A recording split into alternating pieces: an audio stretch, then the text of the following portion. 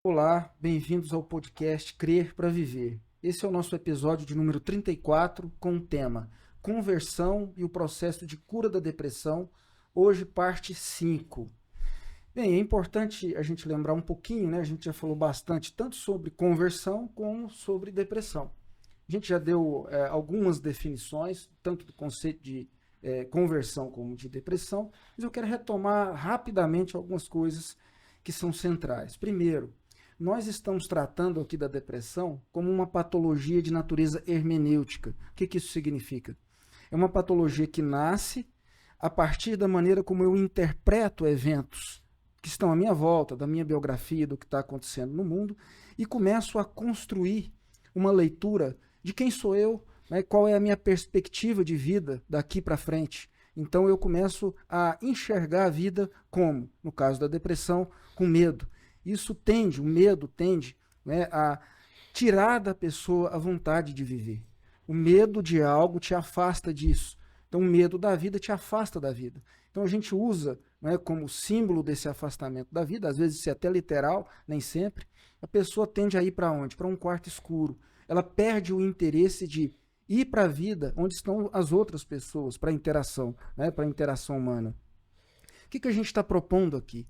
A conversão, ela é um fenômeno de natureza moral. Ela começa na consciência da pessoa, na transformação do ego, a mudança, né, no ego da pessoa. E essa transformação na consciência é que deve produzir uma mudança significativa de rumo. Quando a gente falou de conversão desde o início, a gente está falando uma mudança de rumo de uma antiga natureza, que vem lá do velho Adão, é uma natureza onde há uma liberdade adoecida na direção de um novo modelo que é o modelo de Cristo, onde a liberdade ela recebe esse toque de cura que a torna capaz de operar na direção da vida, né, das escolhas que levam a um desfecho escatológico da vida, na vida, né, na verdade. Então, o que a gente está propondo, né, como cura da depressão? Se a depressão é um fenômeno de natureza hermenêutica, e então ela está nascendo das interpretações, eu tenho que me perguntar o que está produzindo esse medo da vida. E eu tenho que olhar para isso que está produzindo esse medo à luz da fé cristã. O que a fé tem a dizer a respeito disso que pode te ajudar a ressignificar essas interpretações que estão produzindo esse medo de viver? Né? Então, de uma fé em sentido positivo, uma fé curada, sadia, ela vai produzir um efeito contrário de uma fé adoecida. A fé adoecida ela produz uma esperança em sentido negativo. Você só espera o quê? Você só espera a morte. A pessoa vai desistindo de viver. Ela ora para o futuro sem esperança. Sem esperança no sentido positivo. Sem esperar que o que está aqui agora pode ser mudado. Né? Então, a esperança em sentido negativo, ela tende a produzir uma crença de que o que está aí não pode mudar. Vai ficar desse jeito mesmo. A gente quer reanalisar o que está produzindo isso para então, a partir da cura da fé, né, de uma fé sadia, produzir essa mudança, essa cura da depressão. Do episódio 33 tem uma frase que ficou repetindo na minha memória, não é? O reino de Deus é chegado. E o que o reino de Deus produz? O que ele quer produzir? Cura. O reino de Deus ele tem um interesse em encerrar o processo de morte. Para quê? Para produzir vida. Acabou, encerrou o processo. Que é diferente do reino do Mamon. O reino do Mamon, ele no máximo quer o quê? Administrar a doença. Administrar com medicamento, com alguma coisa, porque a manutenção da doença, ao invés de encerrar o processo, ela produz um retorno, né? Um retorno de natureza capitalística. Então, o reino de Deus não, ele trabalha na direção contrária. Dito isso, é bom lembrar que a gente está trabalhando com algumas perguntas, né, que norteiam a nossa reflexão. Nós vamos retomar a pergunta de número 2, a gente até começou a entrar nela, ela já foi, teve um início, né, da reflexão, e aí eu acho que o professor Cláudio pode nos ajudar com isso. Eu vou refazer a pergunta, né, eu vou reler para ser preciso, e deixar que o professor Cláudio continue. A pergunta é, existe uma relação entre, primeiro, a primeira parte da pergunta é uma afirmação, tá? Depois vem a pergunta. Existe uma relação entre depressão e ausência de fé no coração humano. A presença de um implica a despotenciação ontológica do outro? Professor, por favor. Sim, nossa estreia nesse novo estúdio. Estou muito satisfeito, muito agradável o espaço aqui. E esperamos contar com os que nos acompanham aqui nesse novo momento do nosso podcast. Então, a pergunta, não é? Ela fala de duas variáveis. A presença da fé no coração humano e a despotenciação ontológica da depressão. Existe alguma relação? A resposta é sim. E essa relação é uma relação de autoanulação mútua, não é? Existe uma figura que me parece bastante ilustrativa e esclarecedora para essa relação entre a presença da fé e a despotenciação da depressão no coração humano, que é a figura do sol nascer. Logo no início do dia, tudo está escuro, não é? Ainda a escuridão está presente. Mas, à medida que a luz solar se torna cada vez mais proeminente, essa escuridão vai se dissipando até chegar o momento no qual não há mais escuridão.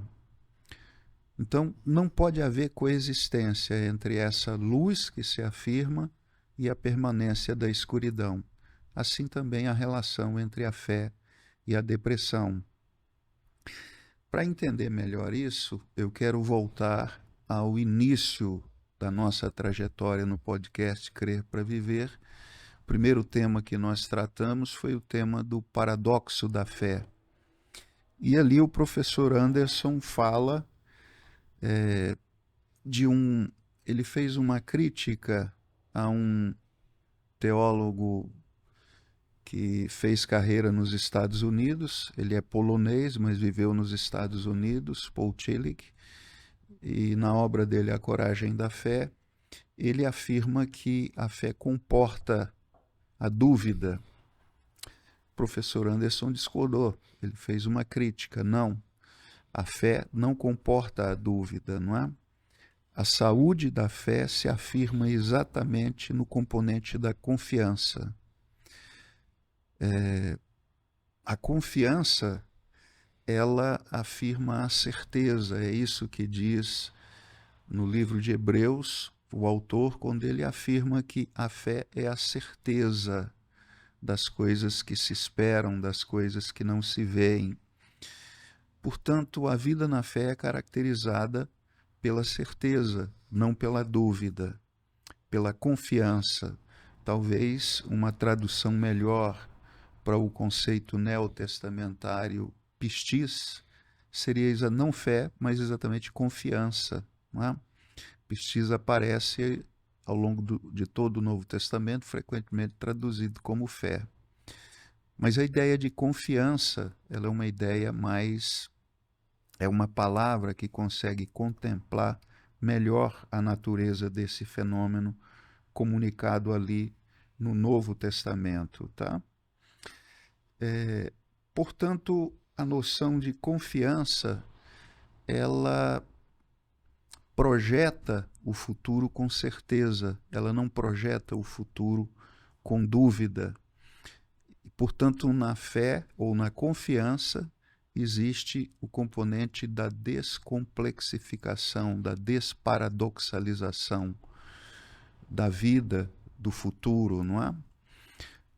O apóstolo Paulo, no capítulo 8 de Romanos, ele faz algumas afirmações que são muito importantes nesse sentido. Ele nos mostra que a fé cristã, ela não nega a realidade do negativo na vida humana. Ele fala de um contexto no qual os cristãos estão sendo perseguidos em Roma. Existe a dúvida que ameaça, que quer produzir o adoecimento da fé. Nós podemos falar de uma fé adoecida, exatamente a fé que foi atingida na despotenciação do seu conceito central, que é de confiança. E é isso que o apóstolo Paulo quer combater quando ele diz que existe a certeza de que Deus está conduzindo a história e haverá, apesar desse momento aflitivo vivido no presente, haverá a descomplexificação da vida, aguardado ali na figura da glorificação do corpo, desse corpo imortal que nós esperamos na ressurreição dos mortos, não é? O teólogo alemão Pannenberg nos afirma que a historicidade da ressurreição de Cristo é o fato que demonstra, ao longo da história, o fato de que Deus detém essa própria história nas mãos e o poder para conduzi-la adiante à sua plenitude. Portanto, fé não coexiste com a dúvida. A fé saudável, repito, a fé saudável, nela habita a confiança, a certeza da qual nos fala o autor de Hebreus, não é? Bem, portanto, quando nós falamos de confiança, nós falamos, usando a linguagem da teoria Sistema de Estruturação de Crença Sociointerativo, nós apresentamos várias vezes essa teoria aqui, nós falamos de alcalinização do sistema de crença. O que é um sistema de crença alcalinizado? É um sistema de crença saudável, no qual as crenças que se multiplicam no sistema de crenças são de natureza alcalina, crenças que produzem boas sensações, crenças que descomplexificam, crenças que produzem uma atividade calonoética, isto é, uma atividade de boa qualidade, uma atividade que não multiplica, não intensifica, não inflaciona processos ansiogênicos no nosso sistema de crença. A fé está relacionada, portanto, a calonoeses no nosso sistema de crença e a rehorizontalização da vida, a projeção de uma vida que, muito embora exista em meio à negatividade, que exista em meio à negatividade, ela projeta o futuro na confiança de que a providência de Deus nos ampara e nos conduzirá para esse telos, para esse fim para o qual ele designou a história. E qual é a relação disso, então, com o fenômeno da depressão? Por que não pode haver a coexistência entre a fé saudável, a confiança e a depressão? Porque a depressão é o contrário da fé. A depressão, ela afirma não a alcalinização do sistema de crença, mas a oxidação do sistema de crença. Mais uma vez, retomo aqui um conceito que foi explicado no passado do nosso podcast, que são as crenças de natureza oxidante. O que são essas crenças oxidantes? São aquelas que produzem uma atividade não calonoética, mas patonoética, uma atividade reflexiva, ansiogênica, patológica, que inflaciona o capital fóbico, o medo da vida, não é? Se a fé é a coragem para enfrentar a negatividade da vida, a partir da confiança que se tem na presença, no amparo da providência, não é? A oxidação do sistema de crença inflaciona o capital fóbico, porque nela se hipertrofia não a confiança, mas a dúvida projetada para um futuro que pode ser pensado na depressão como, por exemplo, o conceito de visão em túnel que aparece na teoria de Aaron Beck, da terapia cognitiva de Aaron Beck. Visão em túnel significa a repetição do presente. Quer dizer, não há horizontalização, não há abertura, um ponto no futuro, ou melhor, a multiplicação de possibilidades positivas para o futuro. O futuro pode ser percebido no limite como a repetição do presente. portanto, a experiência do sem saída, não é? A experiência do desespero, que no Novo Testamento aparece no conceito de apélpiso. Portanto, não pode haver coexistência entre a hipertrofia da confiança de uma fé saudável e a experiência da depressão. Esse é o primeiro ponto que eu quero colocar. Tenho mais a dizer posteriormente, analisando um texto que fala de um cenário cultural da insustentabilidade da vida humana num mundo sem fé, mas no primeiro momento eu acho que é suficiente essa resposta. Existe um problema que é um problema característico de cada cultura. Cultura, linguagem e comunicação. Há sempre um grau de incompreensão quando a gente tenta captar a realidade e decodificá-la em linguagem compreensível, né? Por exemplo, o conceito de fé é um conceito impreciso. Se eu tivesse que fazer uma análise crítica do conceito de fé, eu diria que esse é um conceito que dificulta mais do que traz compreensão. Porque eu posso ter uma fé confiante, como também posso ter uma fé que desconfia. Eu posso ter uma fé negativa, como posso ter uma fé positiva.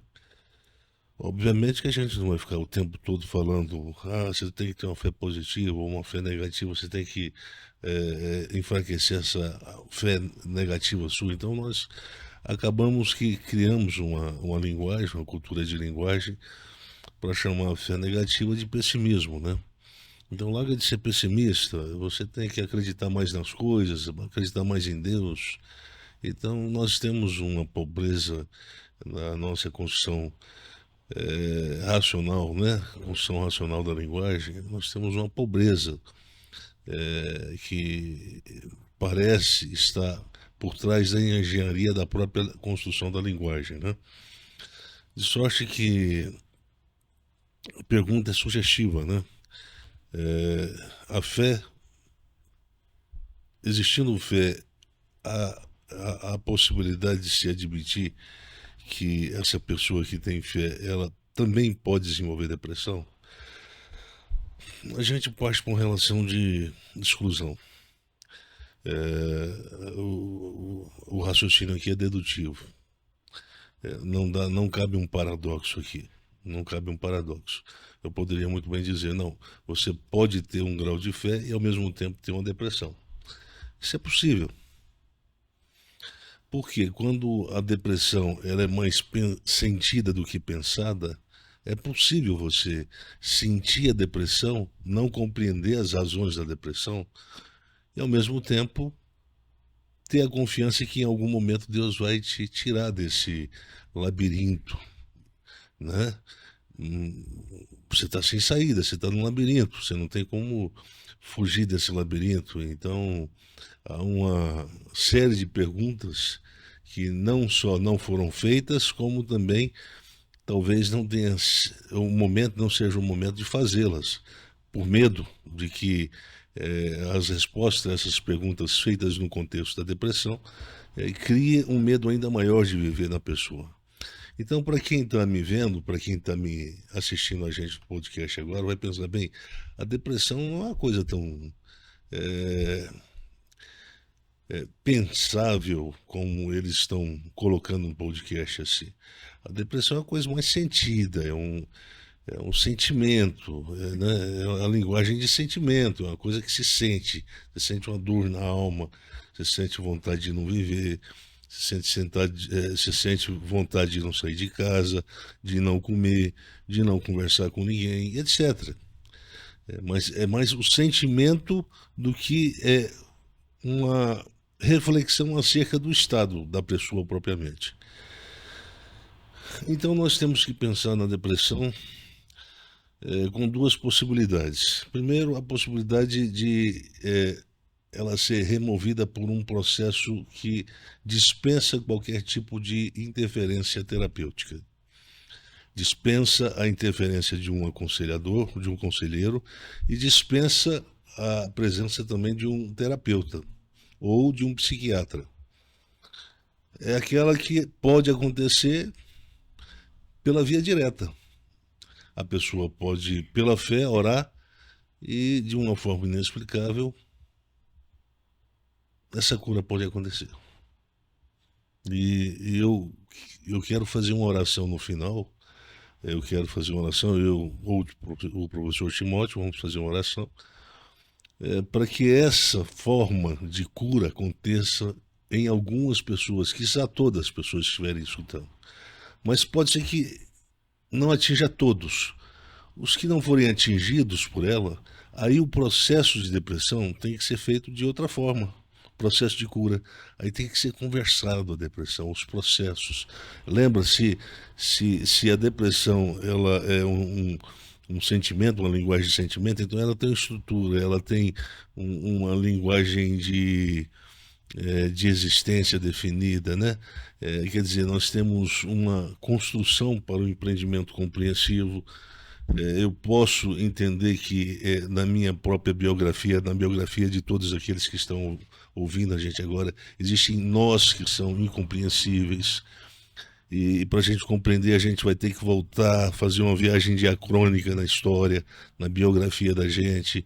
Quer dizer, é um exercício mais racional e que pode desembocar, dependendo da eficácia de uma teoria proposta para a intervenção, seja do ponto de vista da terapia, ou seja do ponto de vista do aconselhamento, pode redundar numa cura também, num distensionamento.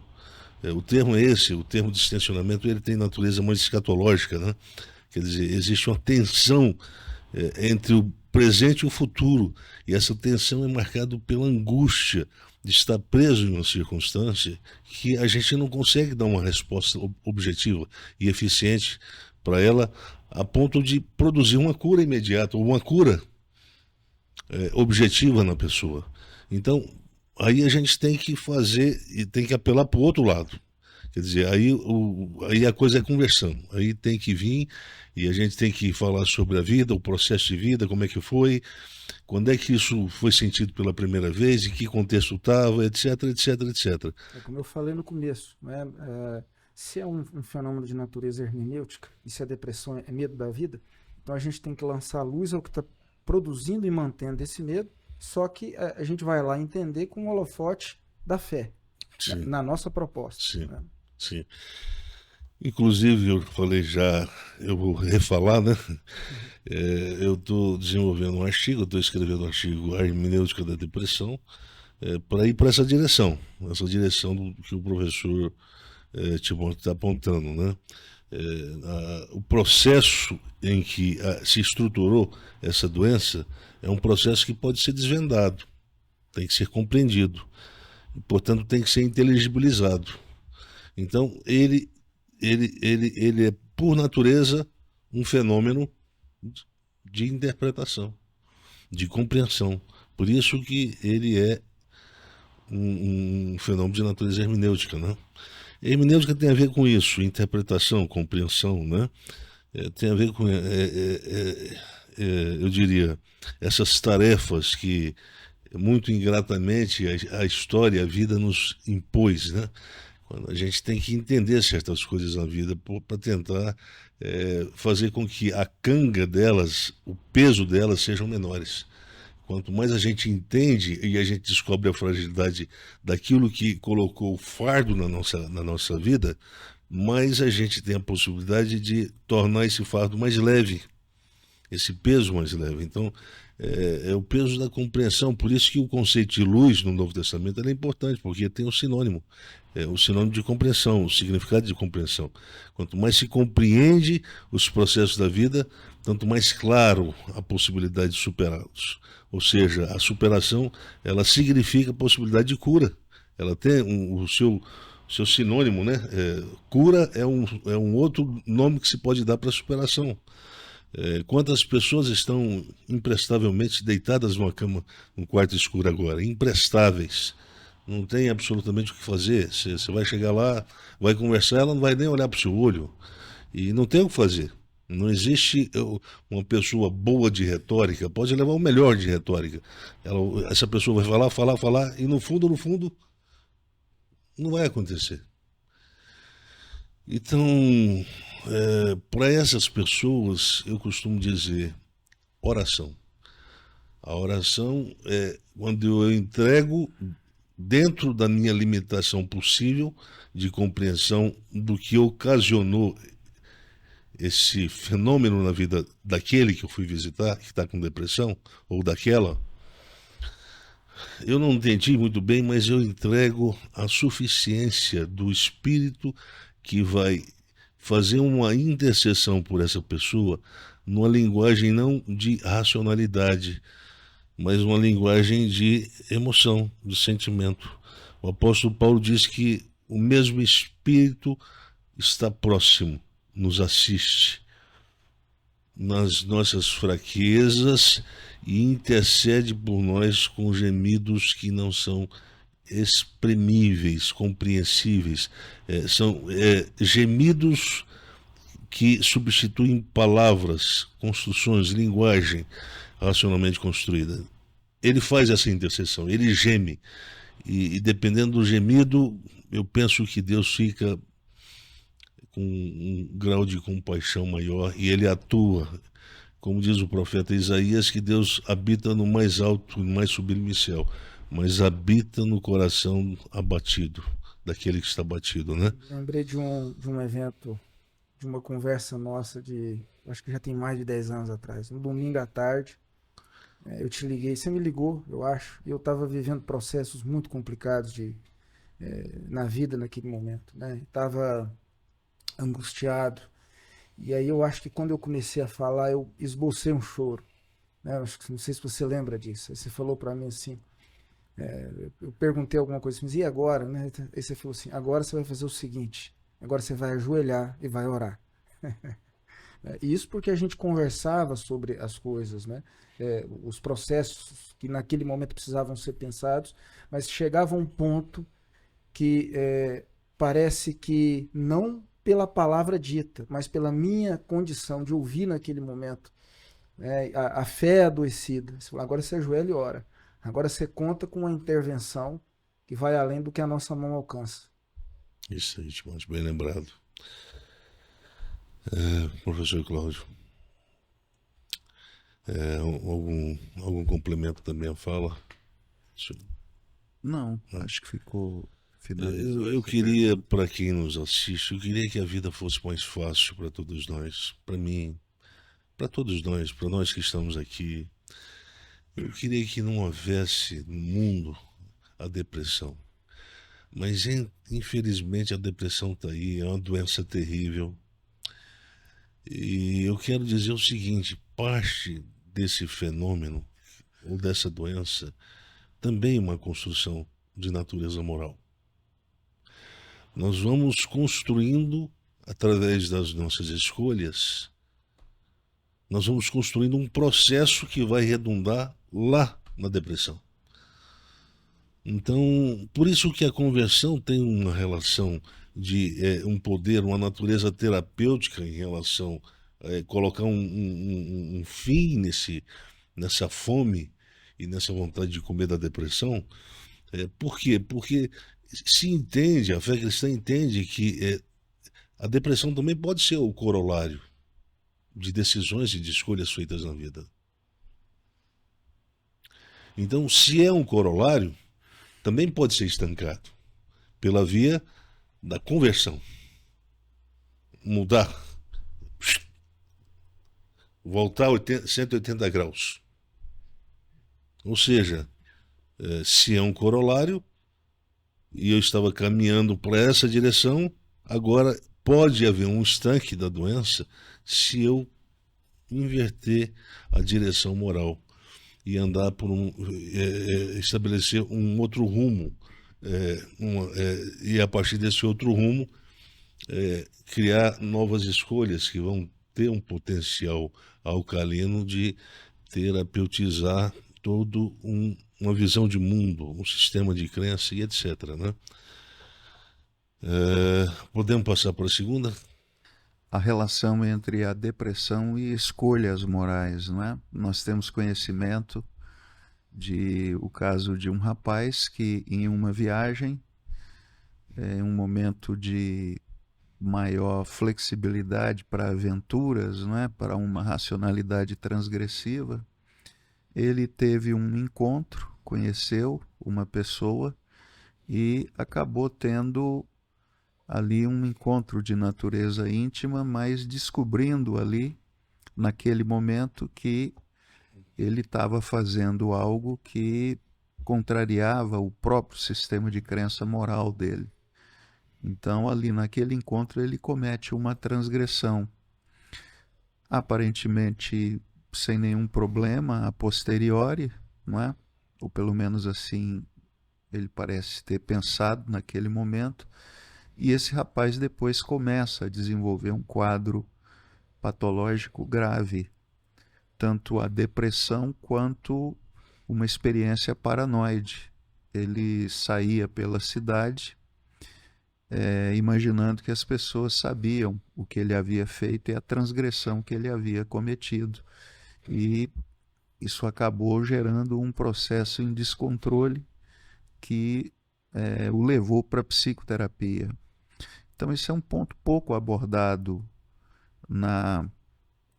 nas teorias sobre a depressão, a psicopatologia, que é a relação entre escolhas morais e o desenvolvimento de psicopatologias. Precisamos estar mais atentos, não é? Para essa perspectiva, para essa análise. A gente tocou nisso em vários momentos, falando sobre o desfecho escatológico de cada escolha feita. Né? Sim. Isso que o senhor está falando aqui. Isso. Isso aí foi tema nosso lá de trás, né? Dos primeiros podcasts, Então, por que a gente frisou tanto a reflexão acerca o bom uso, né, da linguagem, da liberdade, saber usar a liberdade para efetuar escolhas que tenham desfechos autoprotetores, né?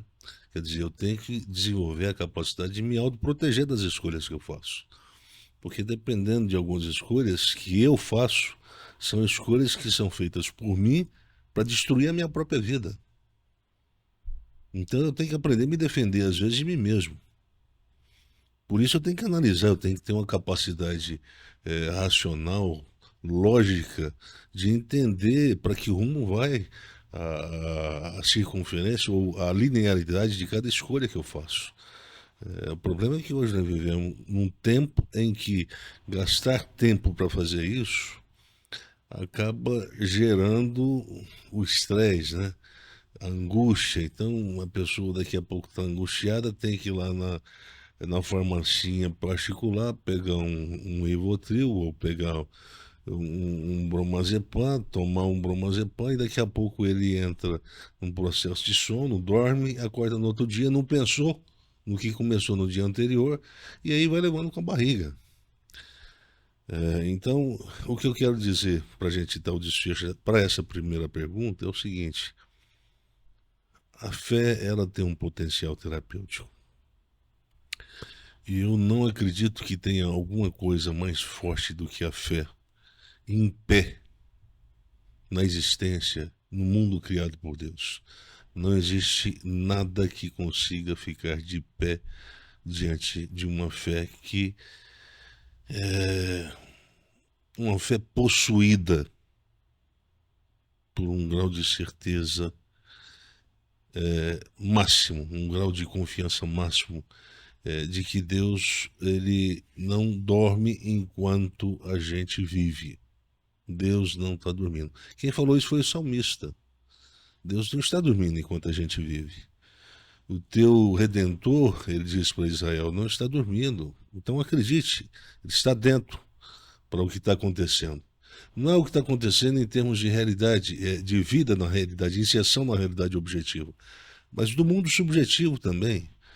Eu acho que a depressão é isso, ela é um fenômeno que em algum tempo ela é produzida pelos processos de interação, pelas escolhas que são feitas no mundo da vida, mas também ela é introjetada.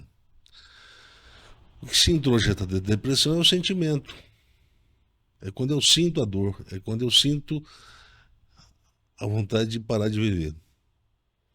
Aí é uma coisa mais sentimental.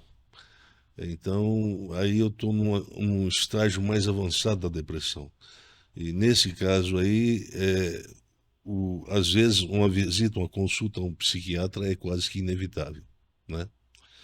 Administrar que está inadministrado, O parece. sentimento, Para daqui a pouco, porque em algum momento eu lembro que você Sim, disse lá sim. atrás, né? Se agora a sua fé não é suficiente, então pelo menos administra. Administra. Mas a meta é desenvolver essa fé. Como é que a gente desenvolve essa fé? Né? O paciente, esse paciente que o professor Cláudio citou, foi paciente dele. Na época eu lembro que ele compartilhou comigo o que aconteceu. E ele falou assim: o que você acha? O que você sugere que eu faça agora? Eu falei assim: eu acho melhor você sugerir que a mãe dele leve ele a um psiquiatra. Que ele comece a tomar um remédio. Na hora que ele pôr o pé no chão de novo, porque ele está desconectado. Aí volta. Como é que uma pessoa paranoide consegue dialogar racionalmente? Não. Enquanto o professor Cláudio conversava com ele na sessão de terapia, ele ficava o tempo todo olhando para o nada, para o vento. Ele estava desconectado. Então, tem que tomar atenção. Nesse momento, ele estava em processo de confusão. Não só desconectado da realidade, mas em processo de confusão mental, que é característico de uma depressão muito aguda, de um depressivo muito agudo. Ele fica com confusão, ele não sabe coordenar, o pensamento fica acelerado, papá. A coisa é complicada, é bem complicada. A doença da depressão é uma doença muito, muito complicada, muito complicada. Por isso que nós resolvemos trazer esse tema e fazer uma relação, dizer que a fé cristã tem uma resposta para isso. E aqui nós queremos dar uma resposta para esse problema do mundo contemporâneo, né? Talvez seja um dos problemas mais complicados, e que nem psiquiatra tem tido uma resposta que convence a sociedade, nem a psicoterapia, e está faltando profissionais. Nós precisamos criar outros profissionais para tentar dar conta disso aí, né? Vamos avançar então, vamos para... A terceira pergunta, ela tem uma relação bem estreita, né, com a primeira. Ela diz o seguinte: o que a fé possui em sua natureza operacional que representa um risco ontológico para a depressão? O que a fé tem para colocar a depressão em risco, em xeque? Né? Quer começar com a resposta? Eu acho que uma parte do que eu disse antes toca exatamente essa questão, não é? Se quando a gente fala de fé, a gente fala de confiança, de alcalinização do sistema de crença, a fé tem um componente que é ameaçador para a instauração da depressão, porque se trata de a certeza versus a dúvida, não é? Eu acho que eu vou fazer uma interpretação mais audaciosa aqui, a do professor. Eu não acredito que a vida seja um adjetivo, um predicado que se atribua ao Deus que se fez homem, Jesus Cristo, Senhor. Eu acredito que seja a composição ôntica. A vida é uma composição ôntica, é da natureza. Então, deixa eu explicar melhor para quem está ouvindo entender. A depressão é um processo que convida a pessoa para a morte. A fé, ela exalta e evoca certezas de uma fé que chama a pessoa para a vida. Tá o elemento de contraponto. O elemento que contraria, o elemento que coloca um ponto de paradoxalização à própria natureza paradoxalizante que nasce da doença da depressão. Então é como se a fé desse um nó no nó dado pela depressão. Entende? Porque é da natureza. É a vida. É Jesus, é a fé chamando para a vida. E o outro não, é a voz da confusão, é a voz da morte, convidando o depressivo para se desconectar. Não vale mais a pena. Você já fez tudo que podia ser feito. E produzindo distorções que o impedem de enxergar os caminhos. Sim, as distorções. E aí você começa a se ver tão torto que você passa a não achar. Não, para mim não tem jeito mais. Eu sou, na verdade, eu sou um caso perdido. Não tem como.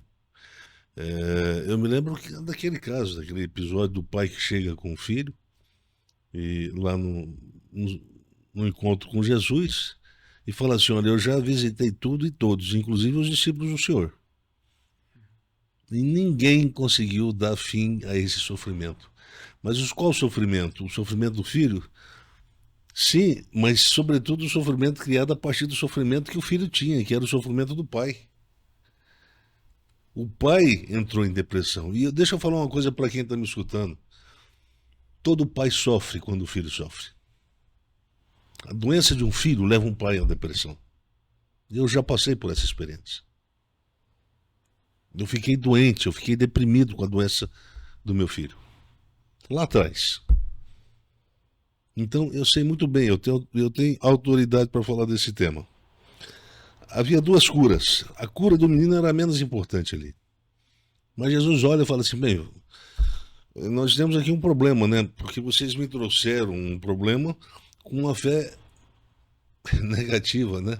Uma fé que desconfia da própria ação de Deus. O pai já veio dando um cheque em Jesus.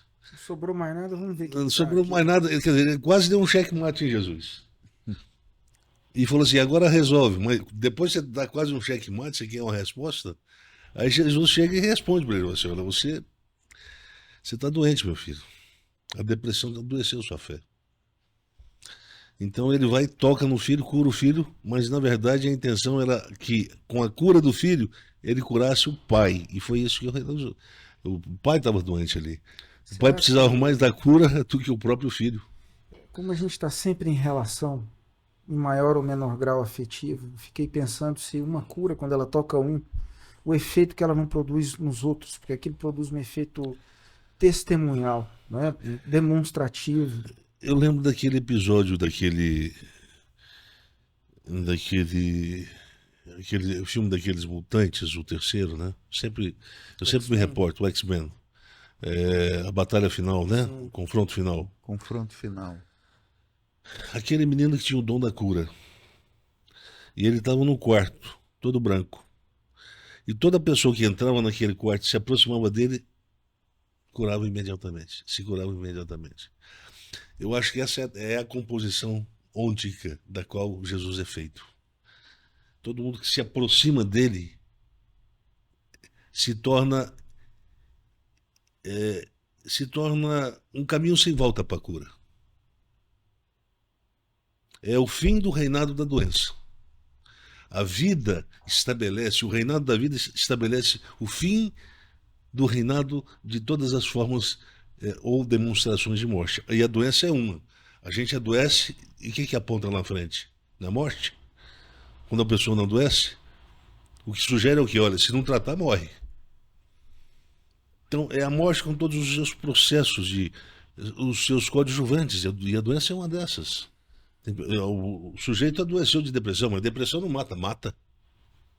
Diretamente ela pode não matar, mas indiretamente ela mata. Diretamente também. Diretamente, mas já é mais difícil, por mais que ela inflama, etc, ela causa, mas assim, ela não é uma doença que mata como câncer.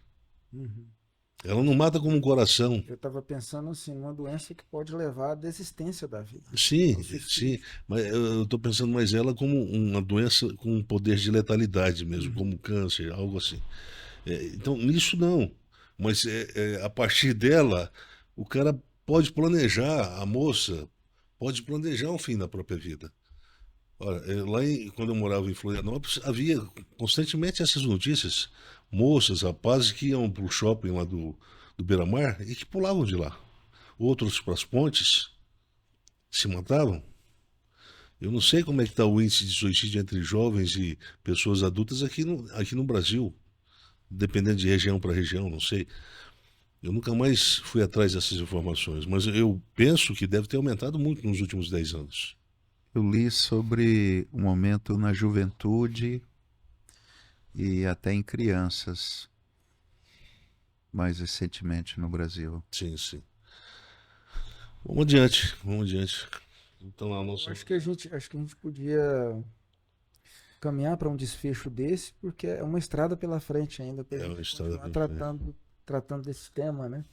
Os dois temas eles pedem E bastante. eu acho que nós estamos sendo mais felizes hoje do que nos outros, viu? Nós estamos conseguindo dar Eu respostas também mais acho, objetivas. sim. A gente pode, então, professor Cláudio, o senhor quer dizer alguma coisa para a gente caminhar para o encerramento? É um encerramento entre aspas, né? É abrindo a porta para o próximo, na verdade. A gente não precisa de prazer na vida. Vou dizer que prazer é inevitável, nosso corpo é para o prazer. Nós não temos nada contra o prazer. Mas o prazer não é o sentido da vida. O professor está falando de vida, né? Nós três aqui, existe um sentido de missão no que nós estamos fazendo. Nós esperamos a semana inteira para estar aqui. Por quê? Porque nós cremos que o que nós fazemos aqui tem um potencial de resgatar pessoas para a vida. Eu estou falando disso pelo seguinte: o que a fé cristã nos oferece? A fé cristã nos oferece propósito, sabor, gosto pela vida. É isso que as pessoas precisam. As pessoas não precisam de acumular capital, acumular dinheiro. As pessoas não precisam de uma vida cheia de prazer o tempo todo para anestesiar a ausência de sentido, para anestesiar seus medos. As pessoas precisam de gosto pela vida e não de anestesia. A fé cristã nos dá isso. Isso é um antídoto para a depressão. Pois é, então, para dar um desfecho, eu vou voltar ao início da crítica da minha fala, né? A fé é um conceito de baixa inteligibilidade. Sobretudo quando se cai na graça, né, do brasileiro, mistura, né? Tem até uma música de Gilberto Gil, né, que fala sobre... Andar com fé eu vou, porque a fé não costuma falhar. Exatamente. E tudo entra na graça e as pessoas falam do conceito, mas sem entender exatamente o que significa, a natureza. Então eu tive que pensar melhor sobre o conceito e entender que há uma diferença do ponto de vista semântico e qualitativo muito grande entre fé, confiança, esperança, certeza.